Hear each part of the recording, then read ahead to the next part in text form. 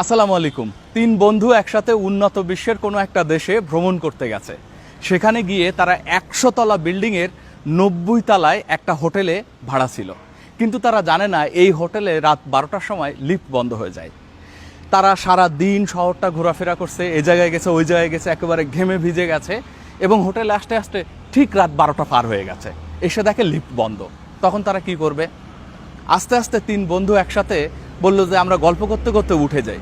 তো প্রথম ৩০ তলা একটা বন্ধু গল্প করতে লাগলো। সে গল্প করতে করতে করতে করতে একটা সময় আসলো যে তার গল্পও শেষ হয়ে গেল আর প্রথম ৩০ তলা শেষ হয়ে গেল। পরবর্তী বন্ধু বলল যে আমি গান গাইতে থাকি।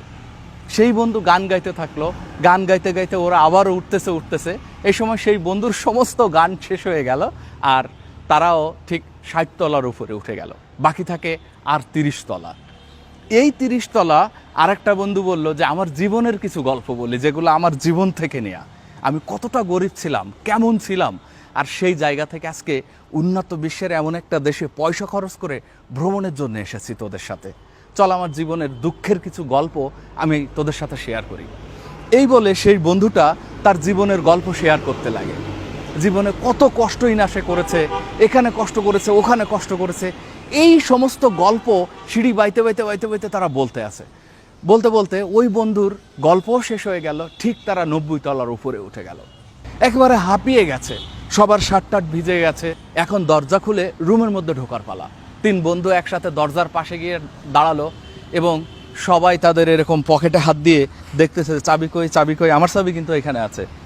দেখে তাদের রুমের চাবিই নাই। রুমের চাবি ঠিক ৯০ তলা নিচে ওই হোটেলের যে লবি সেখানে রাখা। হোটেলের এই যে ৯০ তলা তারা পরিশ্রম করে উপরে উঠলো, তারা কিন্তু চাবিটা নিয়ে ওঠে নাই। এখন চাবি নেই তো কিভাবে রুমের মধ্যে প্রবেশ করবে? গল্পটার অর্থ কি জানেন? আমরা এই দুনিয়াতে ঘোরাফেরা করতেছি একজনের ইশারায়। একজন আমাদেরকে এই দুনিয়ায় পাঠিয়েছেন, তিনি আমাদেরকে এখানে কিছু কাজ দিয়েছেন। সেই কাজ না করে যদি কাল কিয়ামতের মাঠে আমরা গিয়ে হাজির হই এবং সেইখানে যদি আমাদের কাছে ভেস্তে যাওয়ার চাবি স্বরূপ নামাজ না থাকে, তাহলে আমরা ভেস্তে কিভাবে প্রবেশ করব?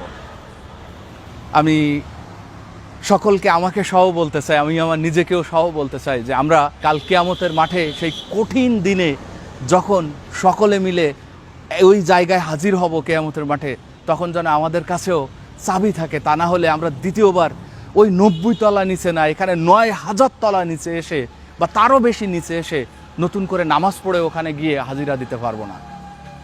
তাই সকলের নামাজই হোক উত্তম ইবাদত। ভালো থাকবেন। আসসালামু আলাইকুম।